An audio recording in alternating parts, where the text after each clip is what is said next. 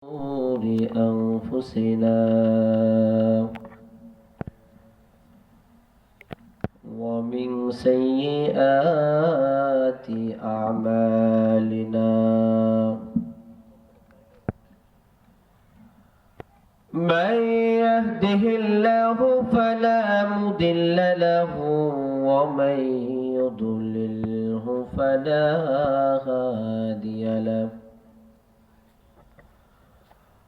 ونشهد أن لا إله إلا الله وحده لا شريك له ونشهد أن سيدنا ومولانا محمدا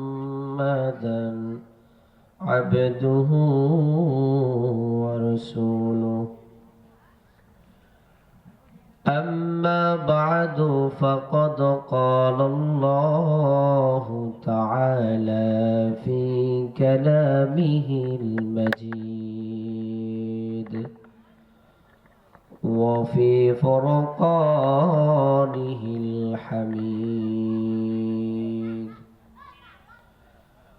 أعوذ بالله من الشيطان الرجيم بسم الله الرحمن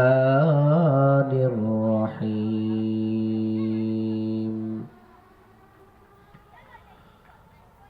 وما خلقت الجن والإنس إلا ليعبدون اللهم صل على محمد وعلى آل محمد كما صليت على إبراهيم وعلى آل إبراهيم إنك حميد مجيد اللهم بارك على محمد وعلى آل محمد كما باركت على إبراهيم وعلى آل إبراهيم إنك حميد مجيد بلغ العلا بكماله كشف الدجى بجماله حسنت جميع خصاله صلوا عليه وآله চাঙ্গাকান্দি নয়াপাড়া বাইতুস সালাম জামে মসজিদের উন্নতি কল্পে কবরবাসীদের রুহের মাগফিরাত কামনায় একদিন ব্যাপী ওয়াজ ও দোয়ার মাহফিলের সম্মানিত সভাপতি, প্রধান অতিথি, বিশেষ অতিথিবৃন্দ, আমার সেহরিতাজ, মাথার মুকুট, উম্মতের রাহবার হযরত উলামায়ে কেরাম, ইসলাম প্রিয় বৃদ্ধ বাবারা, যুবক ভাইরা, পর্দার অন্তরালে অবস্থানরত আমার সম্মানিত মা ও বোনেরা, মহান আল্লাহ পাক রব্বুল আলামিনের দরবারে অসংখ্য অগণিত শুকর, যে মহান মালিক আমাদেরকে সুস্থতার সাথে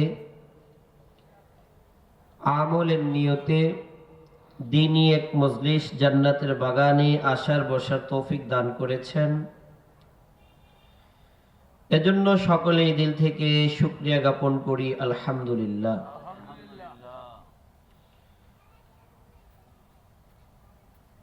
বড় আফসোস, আজকে মানুষ যে উদ্দেশ্য দিয়ে আল্লাহ তাআলা আমাদেরকে পৃথিবীতে পাঠিয়েছেন সেই উদ্দেশ্যকে মানুষ ভুলে গিয়েছে। আমাদের টার্গেট ছিল কি, কেন আমরা দুনিয়াতে আসলাম,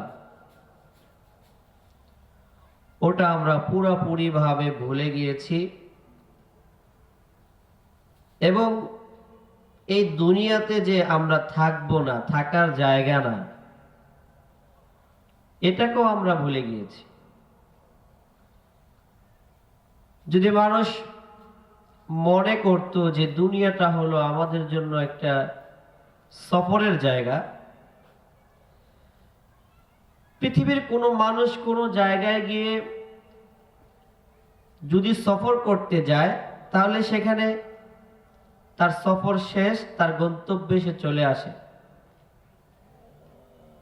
মানুষ চাকরি করে, সরকারি চাকরি করার জন্য দেশের বিভিন্ন প্রান্তে যায়, চাকরির মেয়াদ শেষ, সে আবার তার গন্তব্যে ফিরে আসে।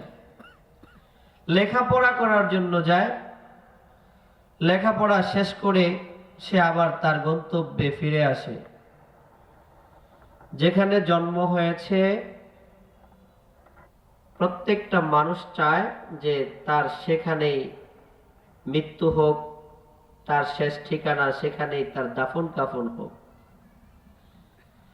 এজন্য দেখবেন যত বড় ধনী মানুষ আছে, বড় লোক, অনেক টাকার মালিক, গাড়ি বাড়ি অনেক কিছু আছে, এরপরেও জন্মস্থান যে গ্রামের বাড়িটা, ওই বাড়িটা কখনো বিক্রি করতে চায় না। যে জীবনের শেষ সময়টা অন্তত আমার দাফন কাফন যাতে আমার গ্রামের মাটিতে হয়, ঠিক না? উদ্দেশ্য হাসিল হওয়ার পরে জন্ম যেখানে, মানুষকে শেষ সময় আসতে হয় সেখানে। আল্লাহ তাআলা আমাদেরকে বানিয়েছেন জান্নাতে, দুনিয়াতে আসছি আমরা সফর করতে, সফর শেষ আমরা আবার চলে যাব আমাদের সেই জন্মস্থান জান্নাতে। কিন্তু মানুষ ক্ষণস্থায়ী এই জীবনের পিছনে, দুনিয়ার পিছনে পড়ে আখিরাতের সেই চিরস্থায়ী জান্নাতের কথা ভুলে গিয়েছে। আজকে চেঙ্গাকান্দি নয়াপাড়া মসজিদের মাহফিল, অন্তত আমাকে জানানো হয়েছে মোটামুটি 20-25 দিন আগে, এরকমই হবে, 20 দিন আগে হবে। তাহলে আমারে দাওয়াত দেওয়ার পরে তো প্রধান বক্তারে দাওয়াত দেয়নি, ঠিক না বেঠি? প্রধান বক্তারে দাওয়াত দিয়া সব দিয়া পরে আমারে দিছে, যেহেতু আমি কাছের লোক, ঠিক না?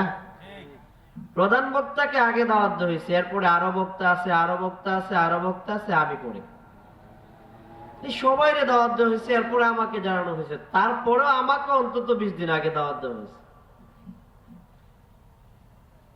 তাহলে এই মাহফিল মোটামুটি 1 মাস, কমসে কম 1 মাস আগ থেকে প্রিপারেশন নেওয়া, প্রস্তুতি নেওয়া, ঠিক না? শান্তির বাজার, মসলন্দপুর, বারোদি, বারুইপাড়া, এই অত্র এলাকার এমন কোনো জায়গা নাই যেখানে পোস্টার লাগানো হয়নি, মাইকিং করা হয়নি। ওই আশেপাশের সব বা গোয়ালপাড়ার চেঙ্গাকান্দির, পাইকপাড়ার চেঙ্গাকান্দির মানুষ, এমন কোন একটা মানুষ আছে যে মানুষটার কানে আজকের মাহফিলের কথা পৌঁছানো হয়নি? সবার কানে পৌঁছেছে না? ওই গোয়ালপাড়া বাদ, পাইকপাড়া বাদ, চেঙ্গাকান্দি মাদ্রাসা পাড়া বাদ। আপনার মহল্লার মানুষ যারা মাগরিবের নামাজ পড়ছে এরা মনে হয় জানে না, জানে না?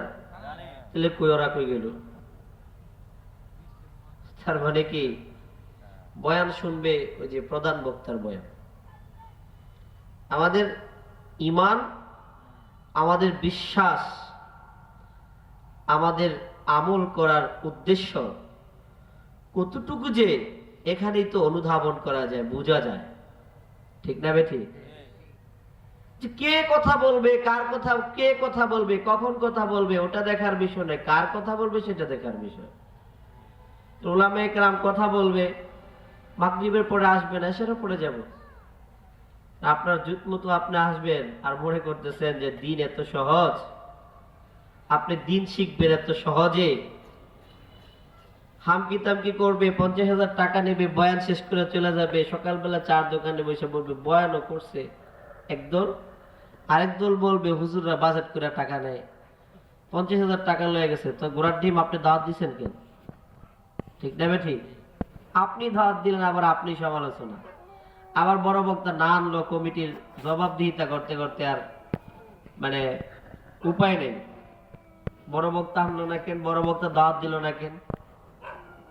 তাহলে আপনারা বাড়িতে বসে থাকবেন, মাহফিলের এত সুন্দর আয়োজন করে আল্লাহ তাআলা জিজ্ঞেস করবেন না? খরচ হচ্ছে না মাহফিলে? যারা পরিশ্রম করে আয়োজন করেছে, অনেক কষ্ট হয়েছে। মনে করেন এত সহজ একটা মাহফিল করে, এত সহজ? আমরা যে এক একটা মাহফিলে যাই, গতকালকে 2টা প্রোগ্রাম করে রাতের বেলা আইছি 2টা বাজে, তো ঘুমাইছি অল্প একটু, আবার ফজর। এই যে আমরা এতটুকু করি, টাকা কামাই, টাকা আনি, মানুষ করে টাকা কামা, হুজুররা হুজুর সময় শীতকালে খুব ভালো। আমার জায়গায় আপনারা একদিন দিয়ে দেখলে পরের দিন আপনারা বিচার পাওয়া যাবে না। ঠিক না বেটি? যেটা সে বুঝে। এই যে মাহফিলটা আয়োজন করছে, কত কষ্ট হয়েছে না? তাহলে আপনার এলাকার মানুষ যদি না আসেন, আল্লাহ তাআলা রাগান্বিত হবেন না? নিয়ামতের শুকরিয়া আদায় করা লাগে। বিসমিল্লাহির রহমানির রহিম। লাইন শাকারতুম লাযিদান্নাকুম ওয়া লাইন কাফারতুম ইন্না আযাবি লাশাদীদ।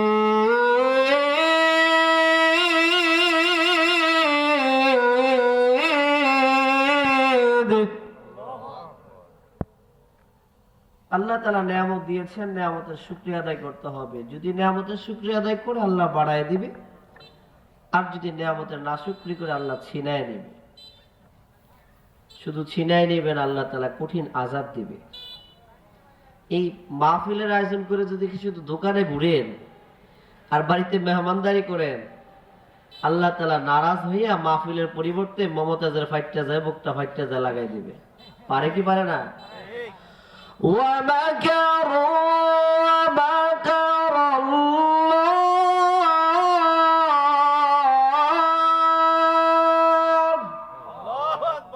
পারে কি পারে না আল্লাহ? আসি ভাই কয় 41 সাল থাকবো, কয় সাল পরে কয় এই দেশে প্রশাসন সব তো আমার। মনে মনে মন খোলা খায়, কয় এই দেশে সব হইছে আমার। কিছু কিছু মানুষ মনে মনে মন খোলা খায়, আছে না নাই? পরে শেষে গিয়া যে কিছু কিছু মানুষ, আপনারা মুরব্বীরা বলেন যে উলুর যখন মৃত্যু হয়ে, তাহলে ফাঁকা কি একটা কথা আছে না, মুরব্বীরা কয় হ্যাঁ আগুনের পরে। শেষ সময় 2141 সাল পর্যন্ত থাকবো, 70। কারণ স্বাধীনতা 70-71 স্বাধীন হয়েছে, 100 বছর পূর্তি হইব, বিশাল এক আয়োজন করবো, চিন্তা ভাবনা। খোদাই কয় 45 মিনিটের বেশি থাকতে পারবা? وَمَكَرُوا وَمَكَرَ اللَّهُ।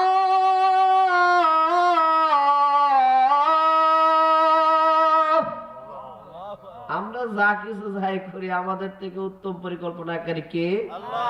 জোরে বলেন না কে? আল্লাহ। মনে মনে তো কত কিছু চিন্তা ভাবনা করতেছে, কিন্তু আগামীকালকে কি হবে আল্লাহ ছাড়া কেউ জানে? এই যে একটা সুন্দর মাহফিল, আমাদের আসা উচিত কিনা ভাই বলেন? কেন আল্লাহ আমাদেরকে বানাইছেন? এত নিয়ামত আল্লাহ তাআলা আমাদেরকে দিয়েছেন। আপনি আপনার বডির দিকে তাকায় দেখেন, আল্লাহ বারবার কোরআনে কারীমের সূরা আর রহমানের ভিতরে বলেন, فَبِأَيِّ آلَاءِ رَبِّكُمَا تُكَذِّبَانِ।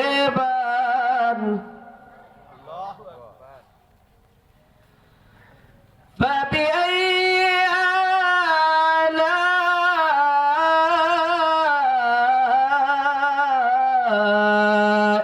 رَبِّكُمَا تُكَذِّبَانِ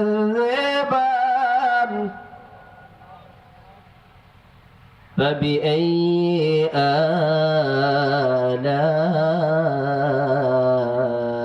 ربكما تكذبان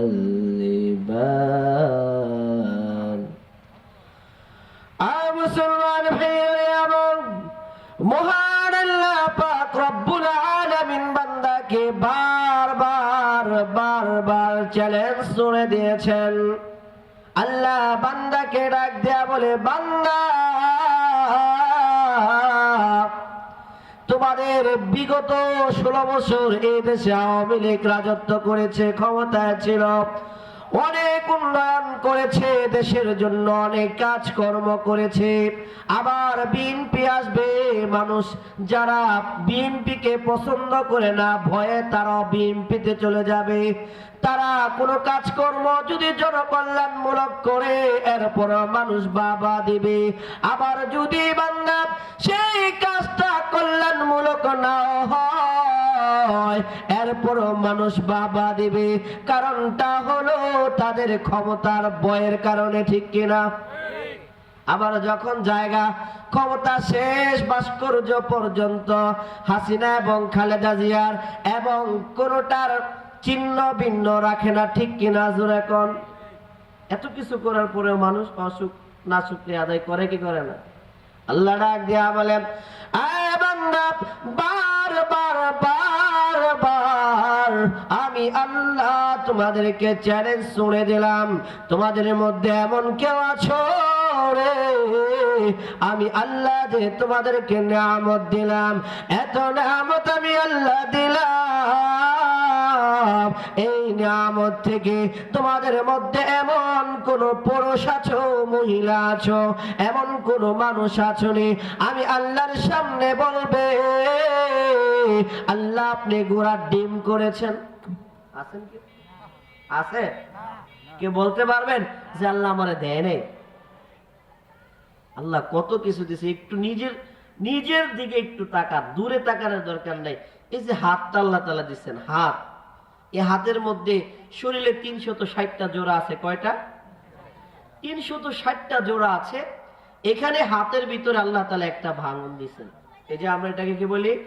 কবজি। এই কবজা দিচ্ছেন। এখানে হাতের আঙ্গুলের ভিতরে আল্লাহ তাআলা একটা আঙ্গুলে 3টা ভাঙা দিচ্ছেন, ঠিক না? ঠিক। একদিন কি রাতের বেলা শুয়ে ভাবছেন আল্লাহ কেন দিচ্ছেন? ও মুসলমান, আমি আপনি যখন খানা খাবো, আমি আপনি যখন পানির গ্লাস ধরবো, আমি আপনি যখন লবণ নিতে যাব, নুন নিতে যাব, কোনোদিন ভেবেছেন যদি আল্লাহ এইভাবে হাতটাকে এখানে ভাঙন না দিতেন, হাতটা সোজা থাকতো, যদি এইভাবে হাতে 3টা আঙ্গুল ভাঙন না দিতেন, সোজা থাকতো, তাহলে এখান থেকে যেহেতু ভাঙন আছে, এখানে ভাঙনের দরকার নাই, এটা যদি মনে করি, তাইলে ভাতের খাবার হাতের ভিতরে নিয়ে বেকুর মতন আমাদেরকে ইটা দেওয়া হইতো, ঠিক না? ঠিক। লবণ, বুয়ম থেকে লবণ, নিমকদানি থেকে লবণ নেওয়ার জন্য এই যে হাতের আঙ্গুলকে যদি আল্লাহ 3টা ভাঙন না দিতেন, এটা না ভেকুর মতো খেয়াও দিয়া উঠাইতে হইতো, ঠিক না? তো কোনদিন ভাবছেন আল্লাহ কেন দিচ্ছেন? এত স্বয়ং সম্পূর্ণ করে আল্লাহ মানুষকে বানিয়ে দিচ্ছেন কেন? আল্লাহ ডাক দিয়া বলেন, ওয়ামা খালাকাতুল জিন্না ওয়াল ইনসা ইল্লা লিয়াবুদুন।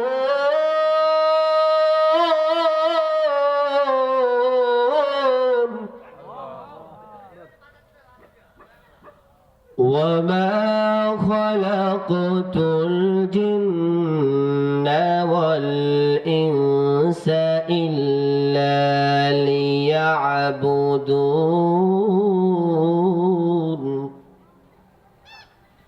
আল্লাহ কেন বানাইছেন এত কিছু দিয়ে? আপনারা যা দিয়া কুকুরে দিতে পারতো না? কুকুরের শ্রেষ্ঠত্ব দান করতে পারতো না? কুকুর তো কখনো আল্লাহ তাআলার নাশুকরি করে না। কুকুর আল্লাহ তাআলার মাখলুক যত আছে প্রত্যেকটা মাখলুকে আল্লাহ তাআলার গোলামি করে, কিন্তু মানুষকে স্বয়ং সম্পূর্ণ করে আল্লাহ তাআলা বানিয়েছেন। যত নিয়ামত আছে মানুষকে দিয়েছেন, এই মানুষ আল্লাহ তাআলার নাফরমানি করে। আল্লাহ তাআলা বলেন, কুতিলাল ইনসানু মা আকফার। অধিকাংশ মানুষই আল্লাহ তাআলা নাফরমানিতে লিপ্ত, ঠিক না? তাহলে এত সুন্দর একটা আয়োজন এই কটা মানুষ হয়? হ্যাঁ, এত তো মোটামুটি যাই আইছেন, মোটামুটি যাই আইছেন। তো প্রথম মনে করছিলাম যে আমজাদ ভাই আমরা দিল কি, আমি একা একা মাইক নিয়ে কথা হইতাম নি। সর্বপ্রথম মনে হচ্ছে যে এমন একটা মানুষ নিয়ে বসছিলাম, কিসের মধ্যে বসলাম। আলহামদুলিল্লাহ আপনারা আইছেন। এই তো আপনার এলাকার অনেক বড় বড় বক্তারা আসবে, বয়ান করবে, আমরা তো বয়ান করবো দূরে গিয়ে। কিন্তু মাঝে মাঝে তো নিজেকে লোকের কাছে কথা বলতে হয়, বাড়ি ভাড়া আবার যেতে হইব, ওখানে আজকে মাহফিল আছে। তো নিজেদের লোকেদের সাথে কথা বলতে মজা লাগে, নিজের লোকের সাথে কথা বলতে মজা। গেছি সুনামগঞ্জে, কি কইতেছে আমার আমি নিজেও বুঝি না। আমার কি বক্তই আছে না আমারে গালি দিতেছে না কি, মানে কিছু বুঝতেছে না। তো বললাম যে ভাই আমার কথা আপনারা বুঝেন?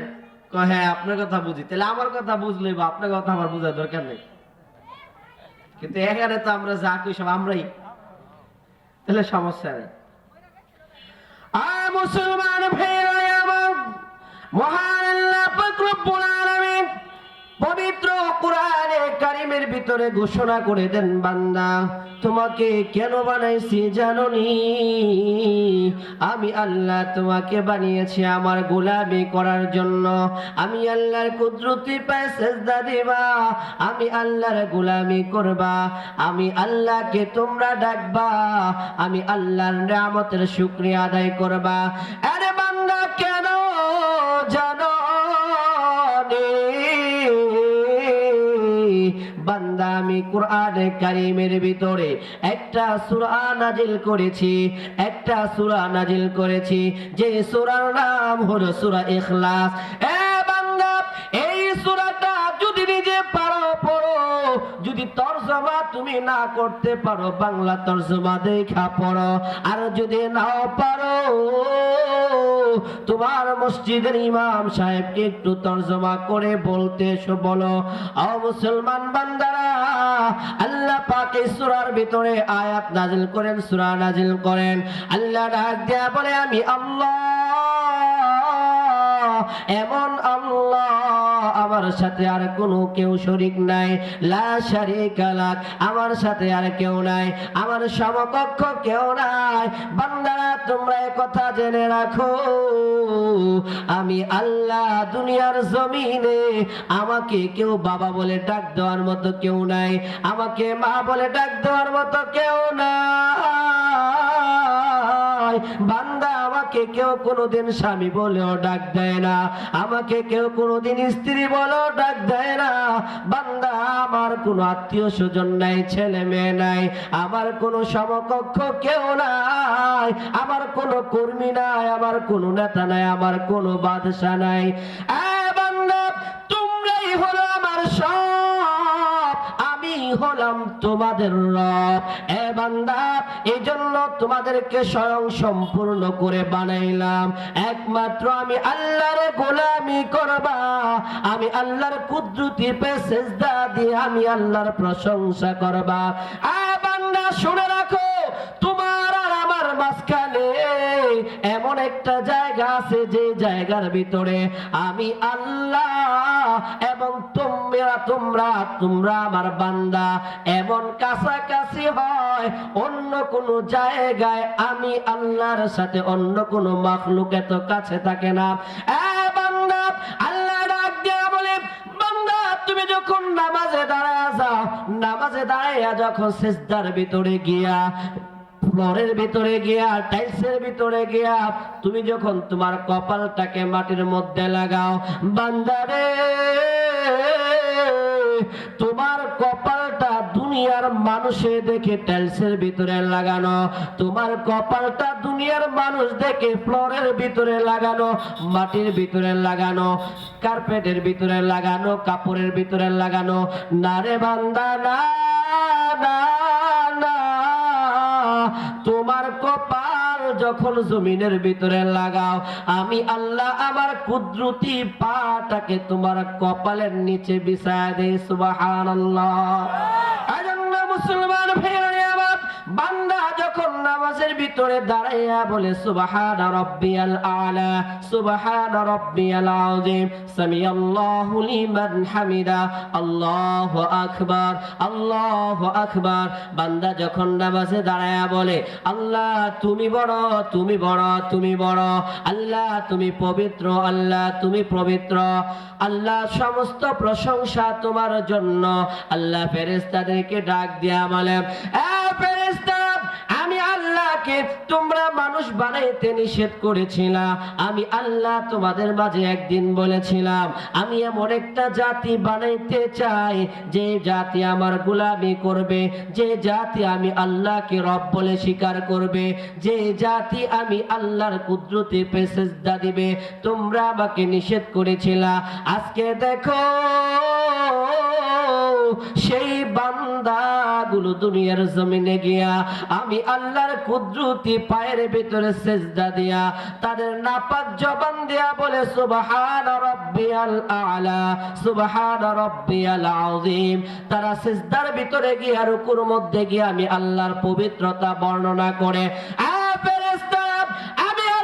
তোমাদের সামনে তোমাদেরকে সাক্ষী রেখে আমি আল্লাহ বলতে চাই, আমি আল্লাহ ঘোষণা দিতে চাই আমার যে সমস্ত বান্দারা দুনিয়ার জমিনে নাপাক জবান দিয়া সারাদিন জবান দিয়া মিথ্যা বলে সুদ খায় ঘুষ খায়, তারা আমার অনেক নাফরমানি করে এরপরেও সিজদার মধ্যে গিয়ে আমি আল্লাহর প্রশংসা দাবি করে আমি আল্লাহর প্রশংসা বর্ণনা করে ফেরেশতা তোমরা সাক্ষী থাকো আমার বান্দা ছোট একটা জবান দিয়া মাত্র মাটির তৈরি, আল্লাহ মানুষ কেমন দুর্বল করে বানাইছেন, একজন মশার কাছেও মানুষ অসহায়, ঠিক কিনা? একটা মশার কাছেও মানুষ অসহায়, একটা মাছির কাছেও মানুষ অসহায়, একটা পিঁপড়ার কাছেও মানুষ অসহায়।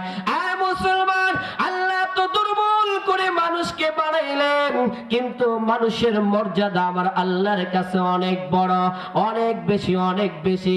এবার ফেরেশতাদেরকে ডাক দিয়া বলে মাটি দিয়া মানুষ বানাইলাম, এই মাটির মানুষগুলা নাপাক জবান দিয়ে আমি আল্লাহকে রব বলে স্বীকার করেছে, আমি আল্লাহকে তারা আমার পবিত্রতা বর্ণনা করেছে।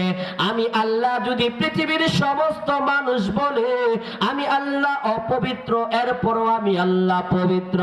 দুনিয়ার সমস্ত মানুষগুলো যদি মিলে একত্রিত বলে আমি আল্লাহ পবিত্র, এরপরে আমি পবিত্র। দুনিয়ার সমস্ত মানুষগুলি যদি একসাথে মিলে আল্লাহর বিরুদ্ধে আইন করে আল্লাহর ক্ষমতা ছুটবেনি? জোরে বলে।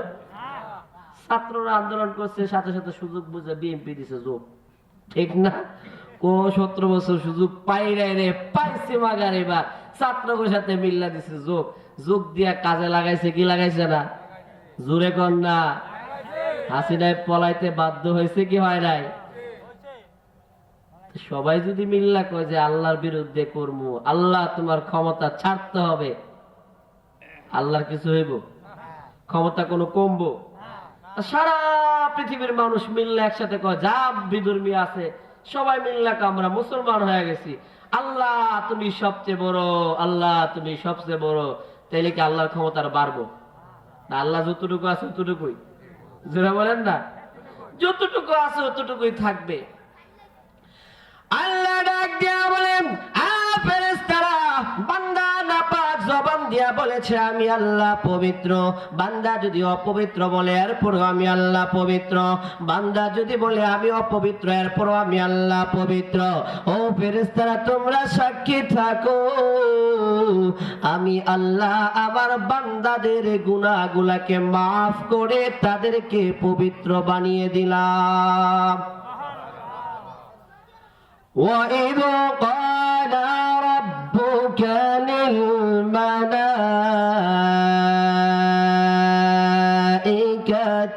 إِنِّي جَاعِلٌ فِي الْأَرْضِ خَلِيفَةً قَالَ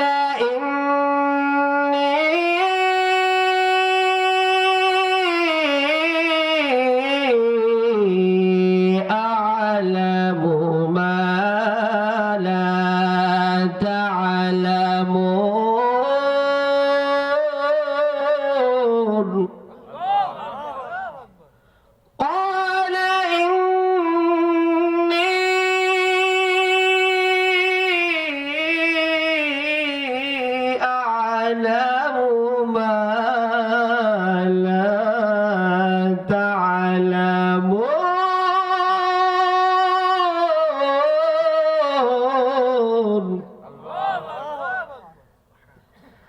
قال إني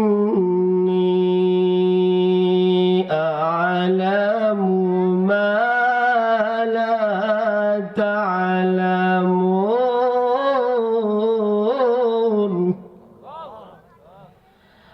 মুসলমান আল্লাহ বলে আমি খলিফা বানাইতে চাই। ফেরেশতা ডাক দেয়া বলে আল্লাহ খলিফা বানানোর দরকার নাই, আমরা আপনার গোলামি করব।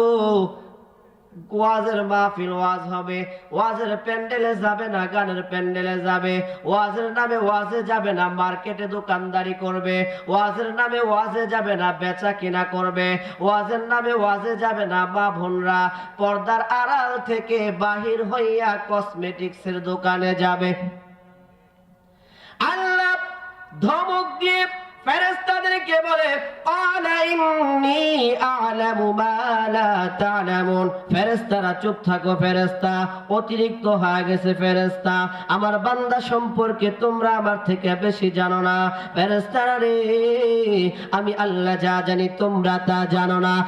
মুসলমান আপনাদেরকে এই যে পরিবেশটা দেখে, মাগরিবের পরে 3 জন মানুষ ছিলেন, এখন হয়ে গেছেন কতগুলো মানুষ।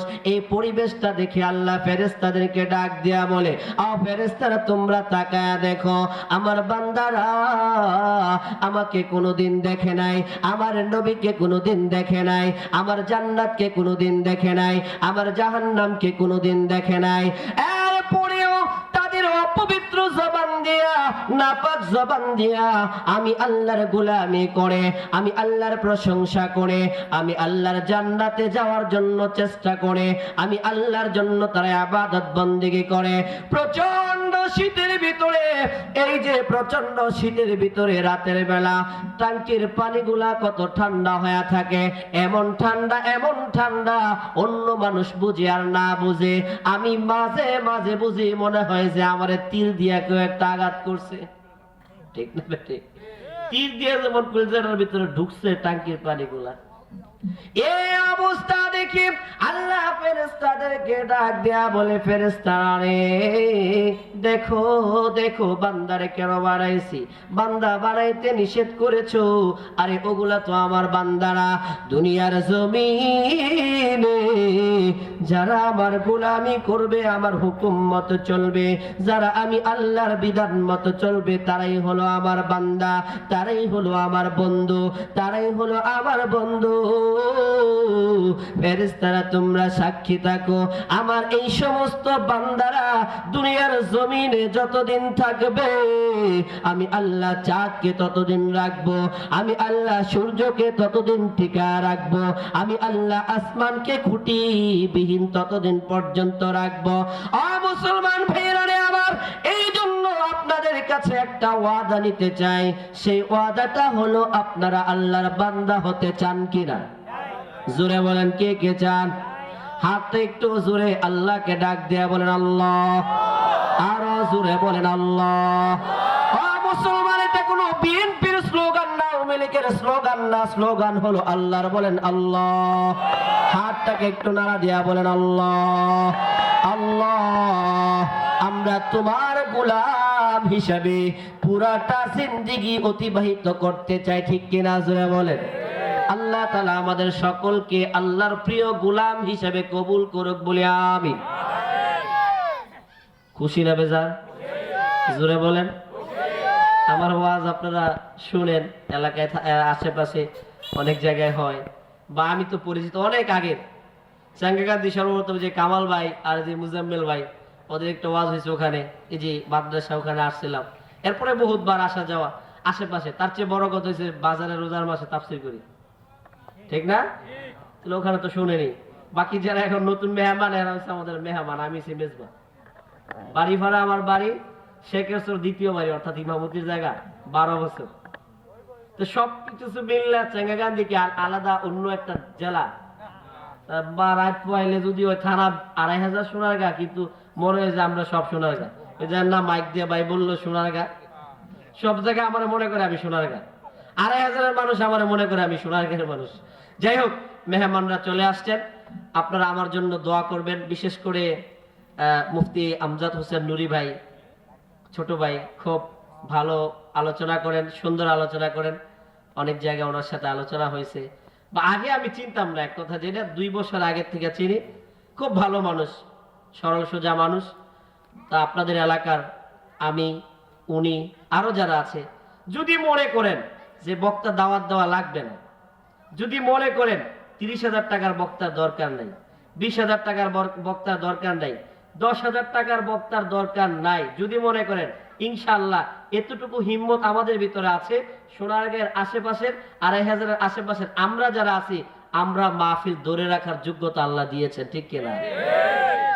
প্রতিদিন 2টা-3টা মাহফিল আলহামদুলিল্লাহ অনেক সময় করা হয়। তো একটু তো আন্দাজ পাইছেন নাকি, ঠিক না? তাহলে মাহফিল তো ধরে রাখার মতো আছে। গতকালকে সম্মান দিয়ে এক মাহফিলে ছিল, প্রধান বক্তা বসে রয়েছে 1 ঘন্টা স্টেজে।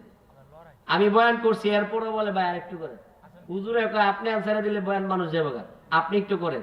তো মাঠটাও ধরে রাখতে হবে। 2 ঘন্টা আলোচনা, 3 ঘন্টা এক জায়গায় আলোচনা। তা আমজাদ ভাই কি পারে না? আমি পারি না?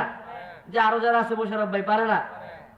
যদি মনে করেন যে বড় বক্তার দরকার নেই, টাকা খরচ করে মসজিদ উন্নয়ন কল্পে যেই সমস্ত মানুষ বড় বড় বক্তা এনে ওয়াজ করে, এটা একটা বোকার পরিচয়। নগদ টাকাগুলো শেষ, নগদ টাকাগুলো কি ভাই শেষ হয়ে গেছে। এরপরে বাকিডি খুঁজতে খুঁজতে খুঁজতে খুঁজতে কমিটির আর হুজুরের জুতা শেষ। সুতরাং এই মাহফিল দিয়ে লাভ আছে কোনো? আল্লাহ তাআলা আমাদের সকলকে তৌফিক দান করুক বলে আমিন। আমাদের জন্য দোয়া করবেন, আল্লাহ তাআলা যাতে করে মৃত্যুর আগ পর্যন্ত দ্বীনের খেদমত ইখলাসের সাথে আমলের নিয়তে করার তৌফিক দান করে বলে আমিন। ওয়া আখিরি দাওয়ানা আলহামদুলিল্লাহি রাব্বিল আলামিন। আসসালামু আলাইকুম ওয়া রাহমাতুল্লাহি ওয়া বারাকাতুহু।